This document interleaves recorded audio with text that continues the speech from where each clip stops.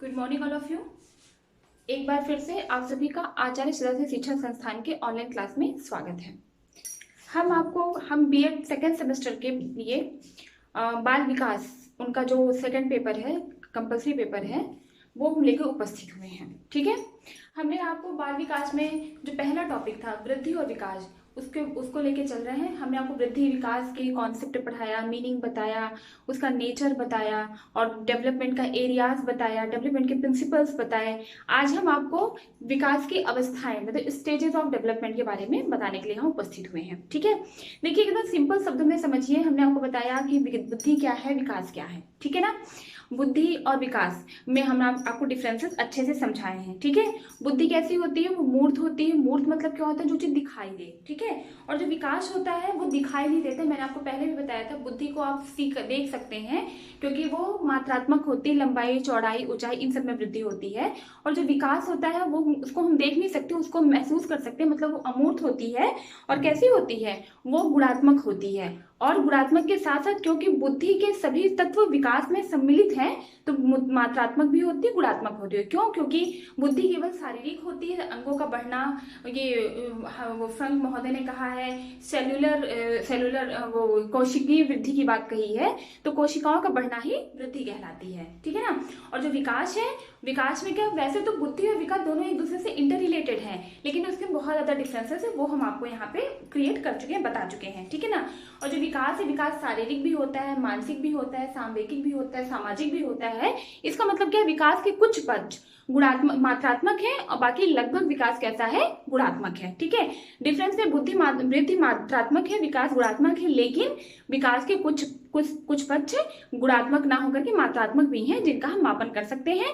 ठीक है, वृद्धि की दिशा कैसी होती है, निश्चित होती है। और जो विकास की दिशा होती है, वृद्धि की दिशा निश्चित नहीं होती, लेकिन जो विकास की दिशा होती है वो कैसी होती है, वो निश्चित होती है। ठीक है, फिलहाल आज निश्चित इसलिए होती है क्योंकि पहले शैशवावस्था होती है, फिर बाल्यावस्था होती है, फिर प्रौढ़ावस्था होती है, फिर किशोरावस्था होती है, फिर प्रौढ़ावस्था होती है। ऐसा कभी नहीं होता, पहले प्रौढ़ावस्था होती है, फिर प्रौढ़ावस्था के बाद फिर बाल्यावस्था में व्यक्ति लौट सकता है। 18 साल का बच्चा फिर से 6 साल का कभी नहीं बन सकता है। तो हम विकास के टर्म को लेकर उपस्थित हुए, वो सिंपल शब्द में आपको समझाएंगे। देखिए, विकास क्या है, किसी नई प्रवृत्तियों नई क्षमताओं का अर्जन ही विकास कहलाता है।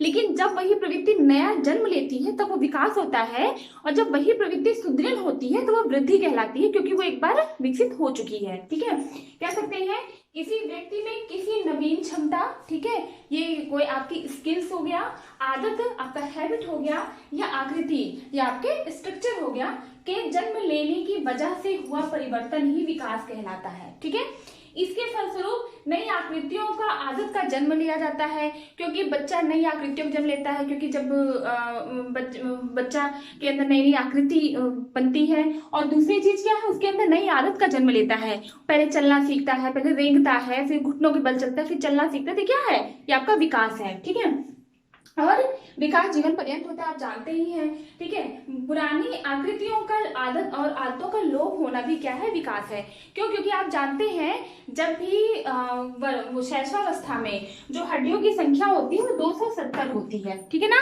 बाल्यावस्था में यही हड्डियों की संख्या 350 होती है, फिर किशोरावस्था में यही हड्डियों की संख्या कितनी होती है, 206 हो जाती है। तो क्या हुआ, कुछ नई हड्डियों का जन्म हुआ, मतलब कुछ मांसपेशी जब यहाँ से यहाँ तक आए, नई का जन्म हुआ, और फिर यहाँ से यहाँ तक आए तो लोप हो गया। तो क्या है, विकास क्या है, पुरानी आकृतियों और आदतों का लोप भी विकास है, और पुरानी नई आकृतियों का जन्म भी विकास है। देखिए यहीं पे है 270 से शैशवावस्था में 270 थी और बाल्या में 350 हो गई। ये क्या हो गया, नई शारीरिक रचनाओं का जन्म हो गया या जन्म लेना हो गया। दूसरी चीज क्या हो गया, फिर ये 350 से 206 आ गई, तो लोप होना भी, ये भी विकास है।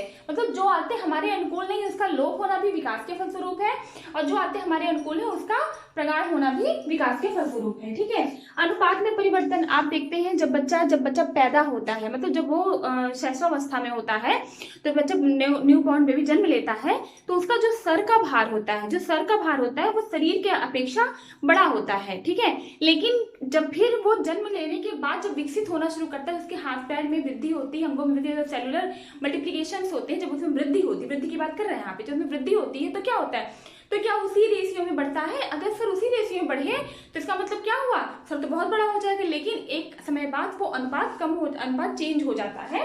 तो क्या, क्योंकि हाथ पैर में ज्यादा वृद्धि होती है और सर में वृद्धि कम होती है, ठीक है। तो क्या है, अनुपात में परिवर्तन क्या होता है, वृद्धि कहलाता है। यानी लंबाई में परिवर्तन, चौड़ाई में, वजन में, आदि में परिवर्तन क्या है, आपका विकास है। ये वृद्धि भी है, क्यों, क्योंकि वृद्धि विकास का एक अंग है, ठीक है। तो यहाँ पे हमने आपको ये समझा। आज हम आपको पहले बता चुके हैं। आज हम आपको क्या बताएंगे कि विकास के फलस्वरूप कौन के परिवर्तन की बता चुके हैं, विकास को कौन कौन से कारक प्रभावित करते हैं, ठीक है। ऐसा नहीं है, विकास लगातार होता रहता है। अगर हमें अनुकूल परिस्थितियां होती हैं तो विकास में जो परिवर्तन होता है वो धनात्मक होता है, अदरवाइज प्रतिकूल परिस्थितियों में विकास में परिवर्तन ऋणात्मक भी होता है। तो क्या करेंगे यहाँ पे, विकास को प्रभावित करने वाले कारक, विकास को प्रभावित करने वाले कारक, या हम क्या कहते हैं, फैक्टर अफेक्टिंग, विकास को प्रभावित करने वाले कारक, फैक्टर अफेक्टिंग डेवलपमेंट। कौन कौन से कारक, कौन कौन से फैक्टर्स ऐसे हैं जो विकास को, डेवलपमेंट को इफेक्ट डालते हैं, ठीक है, चाहे पॉजिटिव या निगेटिव। सबसे पहले उम्र। अब आप देखिए, पहली बात है उम्र। आप देखिए, उम्र विकास को प्रभावित करती है, ठीक है। अगर हम आपसे ये कहते हैं कि दो बच्चे हैं, दो व्यक्ति हैं, कोई भी दो व्यक्ति हैं, और अगर एक जैसे 6 साल का बच्चा है, या मान लीजिए 18 साल का, 16 साल का बच्चा है, वो अगर 1 घंटे में ज्यादा दौड़ रहा है, और वही 48 साल का व्यक्ति है और वो कम दौड़ रहा है, तो किसका मतलब क्या हुआ, उम्र विकास को इफेक्ट करती है, क्योंकि निश्चित है वो बहुत फिट है फिर भी वो दौड़ रहा है, ठीक है। तो उम्र, आप इस उम्र में जो आपके अंदर क्षमता है एक युवावस्था में, वो अवस्था में वो क्षमता बाद में नहीं होगी। इसका मतलब क्या हुआ, विकास उम्र विकास को प्रभावित करता है, ठीक है। क्योंकि जो बच्चा, कहते हैं ना, बच्चा पहले सीख लेता है, या फिर आपने सुना होगा, कहावत सुना होगा, बुढ़ा सुग्गा राम राम नहीं करता है। तो क्या हुआ, बच्चों में जो आदत डालनी होती है वो हमें पहले से डालनी होती है, तभी बच्चों में जाकर वो आदत विकसित होती है, ठीक है। तो उम्र विकास को प्रभावित करता है। अगर हम चाहें कि 6 साल की अवस्था में बच्चे का बच्चे का एडमिशन ना कराए स्कूल में, जब वो 12 साल का हो जाए या 14 साल का हो जाए, जब वो 16 साल का हो जाए, तब उसको कक्षा 1 में एडमिशन कराएं, तो क्या उसकी ग्रोथ उसी हिसाब से होगी जिस हिसाब से होना चाहिए? आपका उत्तर आएगा नहीं। क्यों? क्योंकि उसकी उम्र अब पढ़ाई की नहीं रह गई है। हर एक नए सही ठीक उम्र में ठीक काम होना ही क्या कहता है, विकास की परिणाम है। अगर सही समय पे सही उम्र में सही कार्य नहीं हो जाए, क्योंकि हर एक उम्र में हर एक कार्य के लिए उम्र डिसाइडेड है, अगर उस उम्र में वो कार्य नहीं होगा तो विकास प्रभावित होगा, ठीक है ना। तो इस तरीके से एज क्या करती है, विकास को, डेवलपमेंट को इफेक्टेड करती है। दूसरा चीज हो गया लिंग। अब आप कहेंगे कि आजकल लिंग में आप जानते हैं मेल फीमेल 2 लिंग है, ठीक है। आप जानते हैं कि आप कहेंगे कि आजकल लड़के लड़कियों में भेद नहीं है, लेकिन आप सभी जानते हैं 14 वर्ष तक बालिका बालक की अपेक्षा ज्यादा वृद्धि करती है, ज्यादा प्रगति करती है, दौड़ने में, भागने में, बढ़ने में, उसके शारीरिक जो सेलुलर मल्टीप्लिकेशन है उसमें भी क्या करती है, लड़कों से तेज होती है लड़कियां। लेकिन 14 वर्ष बाद यही वृद्धि, यही उनके विकास को अवरुद्ध कर दिया जाता है। क्यों? क्योंकि उनको जैसे ही वो किशोरावस्था में कदम रखते हैं तो उनके शरीर में बहुत से चेंजेस आते हैं, ठीक है। उस चेंजेस के फलस्वरूप वो तो फिजिकल चेंजेस हो गए, फिजिकल चेंजेस के साथ साथ उनके फैमिली मेंबर यानी कि उनके पास कुछ सोशल प्रेशर भी होता है। जैसे अगर हमको लड़के को बाहर भेजने के लिए, पढ़ने के लिए भेजा जाए तो हमें गर्व महसूस होगा, लेकिन बेटियों को भेजते समय एक बार हमको डर लगेगा, ठीक है। अगर बेटा कहीं बाहर जॉब पाता है तो उसको खुशी से खुशी भेजेंगे, लड़की बाहर जॉब पाती है तो उसको ये कहेंगे कि नहीं, उचित नहीं है। तो क्या हुआ, जो लिंग है वो भी अगर आप साइंटिफिकली देख लीजिए तो क्या है, आपके विकास को, डेवलपमेंट को इफेक्ट करती है, ठीक है। थर्ड है आपका पोषण। देखिए ये जो न्यूट्रिशंस है ये विकास को बहुत ज्यादा प्रगति करते हैं, बहुत ज्यादा इफेक्ट करते हैं। जैसे अगर अच्छा कोई खाएगा नहीं तो उसका शारीरिक विकास अच्छा नहीं होगा, जब शारीरिक विकास अच्छा नहीं होगा तो मानसिक विकास अच्छा नहीं होगा, जब वो जो फिजिकली नहीं स्ट्रांग रहेगा मेंटली नहीं स्ट्रांग होगा, जब वो मेंटली नहीं स्ट्रांग होगा तो क्या होगा, वो बाहर मिलने लोगों से, जब फिजिकली नहीं अच्छा दिखने में जब अपीयरेंस उसकी अच्छी नहीं रहेगी तो लोगों को फेस करने में वो दिक्कत पैदा करेगा, नहीं जाएगा, थोड़ा झिझक पैदा उसको महसूस होगी, तो क्या होगा, उसका सोशल विकास इफेक्टेड होगा। जब सोशल विकास इफेक्टेड होगा, जब वो ठीक से खाएगा पिएगा नहीं, उसको ठीक से पोषण नहीं मिलेगा, जब उसके मानसिक विकास अवरुद्ध रहेगा, तो उसके साथ साथ उसमें चिड़चिड़ाहट बनाएगी, तो चिड़चिड़ापन के तरह उसका इमोशनल डेवलपमेंट भी सही नहीं होगा। इट मीन्स इससे सिद्ध होता है कि जो न्यूट्रिशन है, जो पोषण है, वो विकास को इफेक्ट करता है। ठीक है ना। अगला है आपका वंशानुक्रम। देखिए वंशानुक्रम भी विकास को बहुत ज्यादा इफेक्ट करते हैं। ठीक है, जैसे आपका जब आप दिखने में अच्छे रहते हैं, आपके अंदर एक कॉन्फिडेंस रहता है। ठीक है, अगर आपके पास कहीं कोई दिक्कत हुई, कहीं हाइट कम हुई, कहीं हेल्थ ज्यादा हुई, तो क्या करते हैं, वो कॉन्फिडेंस आपके अंदर डेवलप नहीं हो पाता है। तो क्या है, वंशानुक्रम वो भी एक आपको असर डालता है आपके डेवलपमेंट पे। ठीक है, अगला देखिए आपका है सबसे ज्यादा इफेक्टेड है वातावरण। ठीक है ना, वातावरण और वंशानुक्रम ये दोनों विकास को इफेक्टेड है, दोनों एक दूसरे से इंटर रिलेटेड है, और ये दोनों एक दूसरे से अंतःक्रिया करके ही विकास करते हैं। ठीक है, तो क्या है, अगर वातावरण किसी को एक हेल्दी एटमॉस्फेयर नहीं मिल सकता है, अगर उसके पास पढ़ाई का प्रॉपर सोर्सेज नहीं है, प्रॉपर एटमॉस्फेयर नहीं है, तो क्या होगा, तो उसको भी अंदर डेवलपमेंट अच्छा नहीं होगा।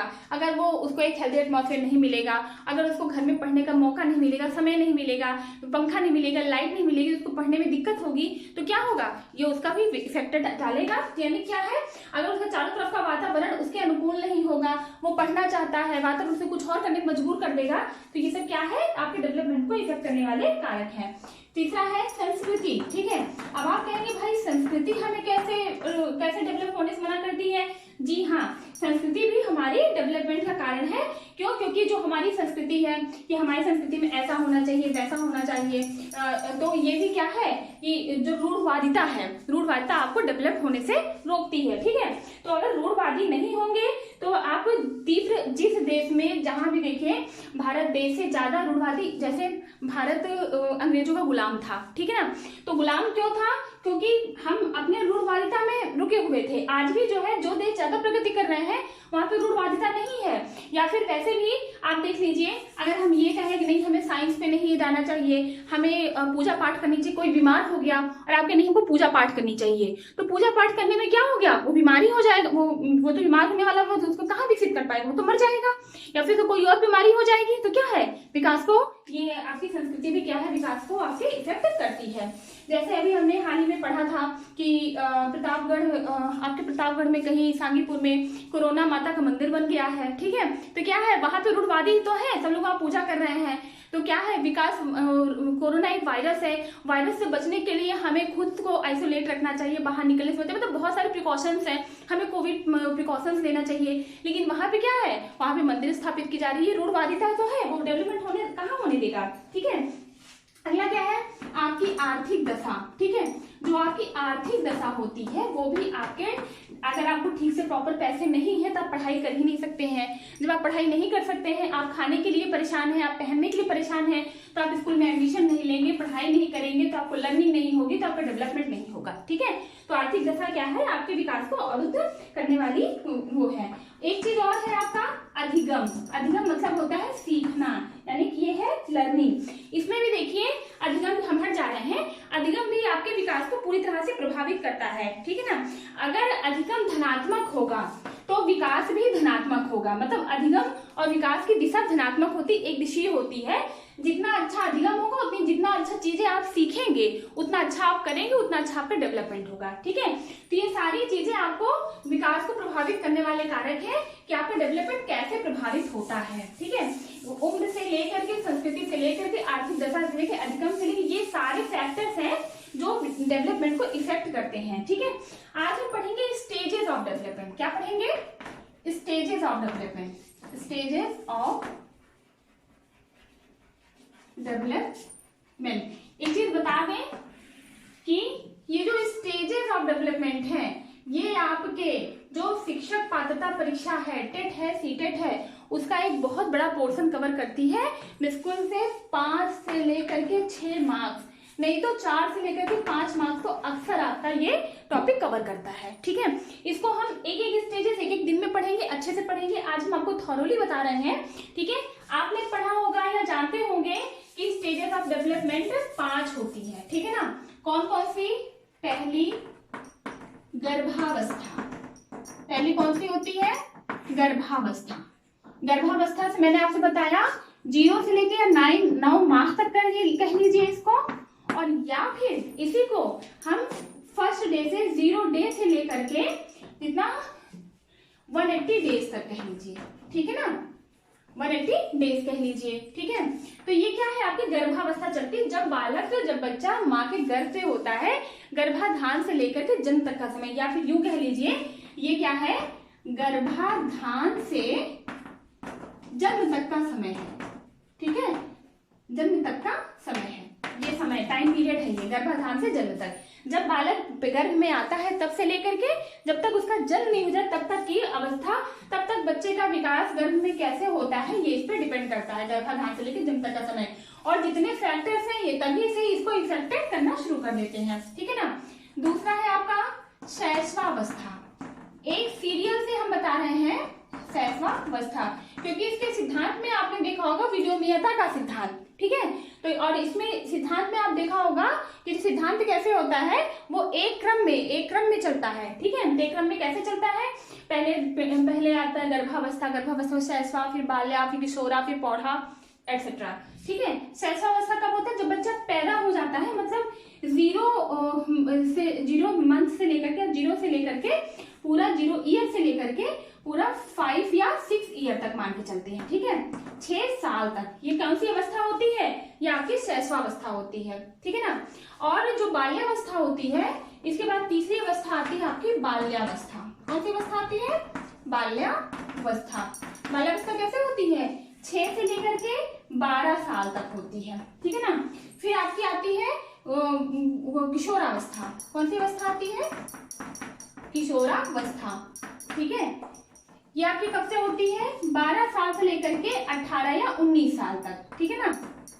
फिर आपकी क्या होती है? जब बच्चा बालिग हो जाता है, ठीक है, जब वो अपना अच्छा बुरा समझने लगता है, ऐसा समाज हमारा मान लेता है कि वोट देने के लिए भी वो अपनी सरकार चुनने के लिए भी उपयुक्त हो चुका है, ठीक है। तो ये क्या होती है? उसे कहते हैं पौधावस्था। पौधावस्था जनरली 18 साल के बाद फिजिकल ग्रोथ रुक जाती है। Physical growth in the sense जो ग्रोथ होती है वो रुक जाती है, फिर जो चलता है वो सिर्फ डेवलपमेंट ही चलता है।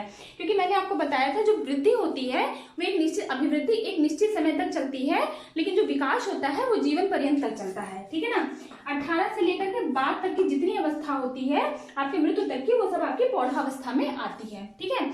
इसी को हम यहाँ पे समझने का प्रयास करेंगे और इसी से आपका 3 से 4 प्रश्न आता है आपके टेट में, सीटेट में, और यहाँ पे तो आपको सब क्लियर पढ़ना ही पढ़ना है, ठीक है ना। तो मैंने आपको ये चारों अवस्था बताई है। इसमें बालक का विकास सबसे ज्यादा आपके शैशव, यहाँ पे ये तो हमें दिखाई नहीं देता, लेकिन ये कैसे विकास होता है अभी हम आपको बताएंगे। शैशवावस्था में बालक का विकास सबसे ज्यादा तीव्र होता है, ठीक है ना। बाल्यावस्था में वो तीव्र होना रुक जाता है, फिर उसके बाद किशोरावस्था में तीव्र होता है, ठीक है ना। किशोरावस्था में, क्योंकि जो किशोरावस्था होती है ये सबसे बड़ी तूफान की, संघर्ष की और तनाव की और दबाव की अवस्था होती है, ऐसा स्टैनले हॉल कहते हैं, ठीक है। क्योंकि बच्चे का अगर मार्गदर्शन, क्योंकि बच्चे में जो भी चेंजेस आते हैं, जो भी एकदम बहुत गंभीर चेंज आते हैं, जैसे जिसे हम कहते हैं क्रांतिकारी परिवर्तन, वो इसी अवस्था में आता है, ठीक है। बच्चे की शक्तियों का सही सदुपयोग करना इसी अवस्था में सिखाना बहुत जरूरी है। बच्चे के अगर कुशल मार्गदर्शन की आवश्यकता होती है इसी अवस्था में होती है। इसीलिए कहते हैं कि जब पिता का जूता पुत्र को आने लगे तो पिता पुत्र को मित्र हो जाना चाहिए। क्यों मित्र हो जाना चाहिए? क्योंकि यहाँ पे मित्रवत व्यवहार करके ही बच्चे को सिखाया जा सकता है, उसको अच्छा बुरे का ज्ञान कराया जा सकता है। वरना वो अगर थोड़ा सा भी मिस हुआ, बच्चा अच्छा कैरियर फ्यूचर की तरफ जा सकता है, बुरे कैरियर फ्यूचर की तरफ भी जा सकता है, ठीक है। ये आपको हम बताएंगे, धीरे धीरे एक अवस्था पढ़ाएंगे। तब आज हम आपको सिर्फ एक अवस्था पढ़ाएंगे, वो है गर्भावस्था, कि गर्भावस्था में बालक का विकास कैसे होता है। फिर ऐसे ही शैशवावस्था पे चलेंगे, बाल्यावस्था पे चलेंगे, किशोरावस्था पे चलेंगे, इसी तरीके से हम चलते चलेंगे। लेकिन आज हम आपको एक अवस्था बताएंगे जिसे कहते हैं गर्भावस्था, ठीक है। हेडिंग डाल लीजिए आपको, गर्भावस्था। इसको समझिएगा, इससे क्वेश्चन आया हुआ है टेट और सीटेट में। सीटेट में नहीं आया है लेकिन टेट में देखने को मिलेगा आपको इसका प्रश्न, क्योंकि टेट में आपको एकदम टू द पॉइंट क्वेश्चन आते हैं, ठीक है। देखिए, गर्भावस्था में बालक का विकास 3 तरीके से होता है। पहला होता है, इसमें 3 अवस्था होती है। पहली होती है डिंबावस्था, ठीक है। पहली होती है डिंबावस्था, दूसरी होती है आपकी पिंडावस्था,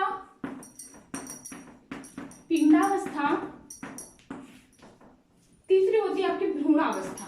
कौन सी अवस्था? भ्रूणावस्था। अब देखिए तीनों अवस्थाओं का महत्व क्या है, ये प्रश्न आ चुका है, ठीक है ना। अब ये बताइए, गर्भावस्था की 3 अवस्था होती है। गर्भावस्था आप जानते हैं 0 से लेकर के 180 डेज तक होती है, या 0 से लेकर के 9 मंथ तक होती है, या फिर गर्भाधान से लेकर के जन्म तक का समय होती है, ठीक है ना, जन्म तक का समय होती है। तो उससे इस अवस्था में, इस 9 महीने में, टोटल 9 महीने का ये टाइम पीरियड होता है। इस 9 महीने में ये 3 अवस्था में हमारा जो गर्भाधान के बाद जन्म तक के समय है, जो गर्भ है, वो 3 अवस्था में चेंज होता है, ठीक है। पहला है डिंबावस्था। डिंबावस्था का टाइम पीरियड बताएंगे तो ये कब, गर्भाधान से लेकर के, ये कब से कब तक होती है? गर्भाधान से 2 सप्ताह तक ये अवस्था होती है, ठीक है ना। ये गर्भाधान से 2 सप्ताह तक अवस्था होती है। इसमें अभी बालक का विकास होना शुरू होता है, अभी उसका विकास हुआ नहीं रहता है, या किसी अंगों का विकास डिंबावस्था में नहीं होता है, ठीक है ना, इस 2 सप्ताह तक में, ठीक है। उसके बाद क्या होती है, जो तीसरे सप्ताह से लेकर के, समझ लीजिए, ये मान के चलिए कि 2 माह तक पिंडावस्था होती है, ठीक है। और तीसरे माह से जन्म तक की अवस्था जो होती है भ्रूणावस्था होती है, ठीक है।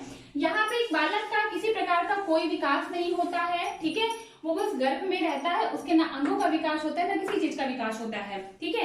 लेकिन इसीलिए जब बच्चा पेट में आता है तो ये आपने सुना होगा, अल्ट्रासाउंड करा करके उसकी हृदय की धड़कन देखी जाती है कि वो धड़कन सही चल रही, नहीं चल रही है, बच्चा ठीक से विकसित हो रहा, विकास कर रहा कि नहीं कर रहा है। ये सारी चीजें आप यहाँ से देखना शुरू करते हैं, यहाँ पे है। और आप जो कराना शुरू करते हैं उसके ऊपर किसी रेस ना पड़े, इसलिए इस माह तक, 2 माह तक हम कुछ नहीं कराते हैं, 2 माह के अंत तक। तीसरे माह के शुरुआत से हम अल्ट्रासाउंड का प्रोसेस शुरू कर सकते हैं, ठीक है, जब बच्चा गर्भ में पूरी तरीके से बन जाए, ठीक है, ताकि उसके ऊपर अल्ट्रावायलेट, उसके ऊपर जो रेस पड़ती है, जो उससे निकलती है एक्सरे वगैरह से कोई इफेक्ट ना हो, कोई दिक्कत ना हो, ठीक है।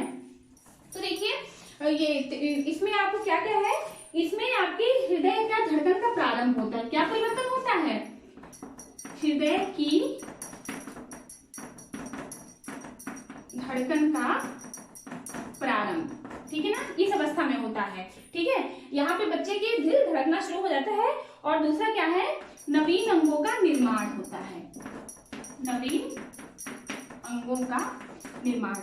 ये मान के चलिए इसको हम अंगों का निर्माण भी लिख सकते हैं, क्यों? क्योंकि अभी तो अंग बने ही नहीं, जो कुछ बन रहा है सब नवीन ही है, इसीलिए विकास है। मैंने आपसे बताया, नई आदत, नई प्रवृत्ति या नई आकृति का जन्म लेना ही क्या होना ही क्या होता है, विकास होता है। तो यहाँ पे क्या है, नवीन अंगों का निर्माण होता है, हृदय की धड़कन का प्रारंभ होता है। और जब तीसरे माह में बच्चा आता है, जब तीसरे माह से गर्भाधान शुरू होता है, तो क्या होता है, उसमें जो अंग निर्मित हो चुके हैं उस अंगों में विकास होता है। यहाँ पे क्या होता है, निर्मित अंगों में विकास, ठीक है ना। क्यों ऐसा होता है? क्योंकि यहाँ पे अंग बन चुके होते हैं, यहाँ पे कोई नए अंग नहीं बनते हैं, यहाँ पे जो अंग बने होते हैं खाली उनमें विकास होता है। इसलिए हमें बच्चे पे या बच्चे को जन्म देने वाली माँ पे ध्यान देने की जरूरत सिर्फ इस माह से शुरू होती, तीसरे माह से, ठीक है। अभी तक बच्चे को, क्योंकि बच्चे का हम विकास नहीं देख सकते हैं, लेकिन विकास बच्चे का दिख सकता है।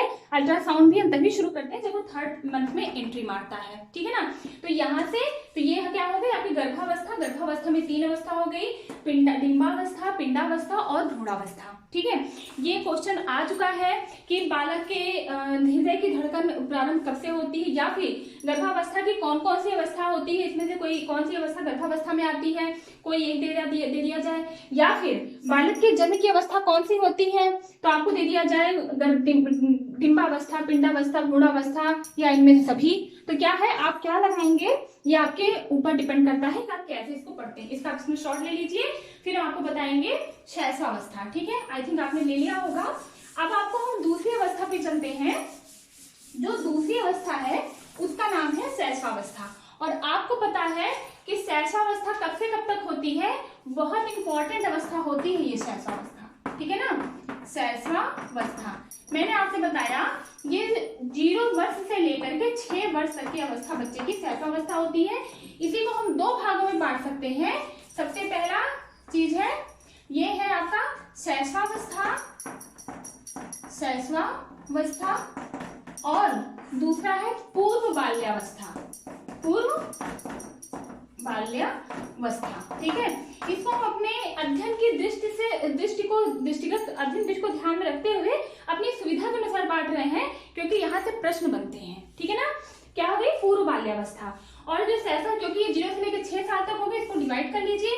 ये 0 से लेकर 3 वर्ष तक हो गई और ये 3 वर्ष से लेकर 6 वर्ष तक हो गई। बहुत से प्रश्न आते हैं खिलौनों की अवस्था कौन सी होती है, तो क्योंकि शैशवावस्था का बाल्यावस्था होती है, बाल्यावस्था पहले जो होती है पूर्व बाल्यावस्था होती है। उत्तर ऐसा पूछा जाता है शैशवावस्था, पूर्व बाल्यावस्था, बाल्यावस्था, उत्तर बाल्यावस्था, ठीक है ना। तो क्या होगी शैशवावस्था में 0 से लेकर 3 वर्ष में बालक खिलौनों से नहीं खेलता है, खिलौनों को तोड़ता है, कुछ भी करता है, खेलना प्रारंभ करता है 3 से लेकर 6 वर्ष तक की अवस्था में, ठीक है ना। तो ये है शैशवावस्था को हम और भी बहुत से नामों से जानते हैं, जैसे इसको हम सीखने का अनोखा काल कहते हैं, ठीक है ना। इसको हम इसको हम सीखने का, क्योंकि बालक इसमें बालक का विकास सबसे ज्यादा होता है, ठीक है। इसीलिए इसको जीवन का महत्वपूर्ण काल कहते हैं। खिलौने की आयु कहते हैं, क्योंकि 0 से लेकर 6 वर्ष तक होती है ना, इसको खिलौने की आयु कहते हैं। अन्य बहुत से नामों से इसको जानते हैं। इसकी बात इस शैशवावस्था पे हम चर्चा करेंगे कल, ठीक है। कल हम आपको शैशवावस्था को पूरे विस्तार से पढ़ाएंगे। आज हम स्टेजेस स्टार्ट किए हैं, इसके जितने स्टेजेस हैं सब आपको अच्छे से एक्सप्लेन करके चलेंगे। इसमें बालक के अंगों में क्या क्या परिवर्तन होता है, बालक कैसे वृद्धि करता है। इसमें जैसे मैंने आपको बताया था हड्डियों की संख्या कितनी होती है, 250 तक होती है, ठीक है। और फिर बाल्यावस्था में 270 होती है, सॉरी बाल्यावस्था में 350, फिर किशोरावस्था में क्या होती है 206 होती है, जो जीवन पर्यंत 206 ही चलती है, ठीक है। इसको अनुकरण द्वारा बच्चा इसमें सीखता है, अनुकरण द्वारा सीखने की अवस्था भी इसी को कहते हैं, ठीक है। और फिर भावी जीवन की आधारशिला भी इसी कहते हैं, क्योंकि कहा गया है कि 5 से 6 साल तक की अवस्था में बच्चे का मस्तिष्क का इतना विकास हो चुका रहता है जितना आगे के वर्षों में होता है, क्योंकि शैशवावस्था में बच्चे का मस्तिष्क उतना विकसित होता है जितना कि इसी 6 साल में शैशवावस्था में बच्चे के मस्तिष्क का बच्चे का विकास जितना होता है उतना ही विकास कितना होता है उसके बाल्यावस्था और किशोरावस्था में मिलाकर जितना विकास होता है इन 12 वर्षों में जितना होता है उतना इस अकेले वर्षों में हो जाता है। इन सबको हम सिद्ध करेंगे, ठीक है। इन सबको आपको बताएंगे अगली क्लास में, ठीक है। अगर वीडियो अच्छा लगा हो तो लाइक कीजिएगा, ठीक है। धन्यवाद।